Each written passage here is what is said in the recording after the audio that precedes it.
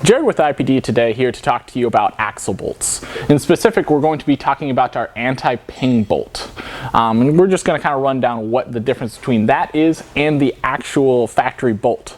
So here, we've got our factory bolt. Pretty basic. It's got some Loctite, it's got a washer here, and you torque it down into the hub. This one on the right is the anti-ping bolt. You'll see that it's fairly dimensionally similar to the factory bolt, but you'll see it also has this little rubber damper in the center of it. And that's actually to address axle ping. What axle ping is it's really a kind of a clunk. It's kind of this mystery sound that you'll hear in your car. Generally, it's going to be something where you'll find where you start off in the car, you'll feel this kind of little clunk as you start or as you stop. It's really nothing suspension related in terms of like end link, stuff like that, but it's something that you're going to notice it kind of bugs you from time to time.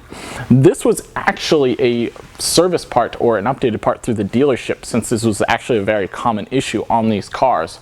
But a number of years ago, probably 3 or 4 years ago, Volvo discontinued this part and it's not been available on the market. But as we've seen, these cars are still having this issue. So we actually went back and we developed our own part to replicate the factory bolt. Same length, same style washer, all that kind of stuff. So it'll be a drop-in piece and it will basically address that axle ping. The rubber isolator essentially takes up that little bit of slop in the hub as the bolt is just a little bit, there's a little bit of slop in there. It takes that up and it makes it so you don't have that obnoxious issue anymore. But if you have questions on this, our number is 800-444-6473.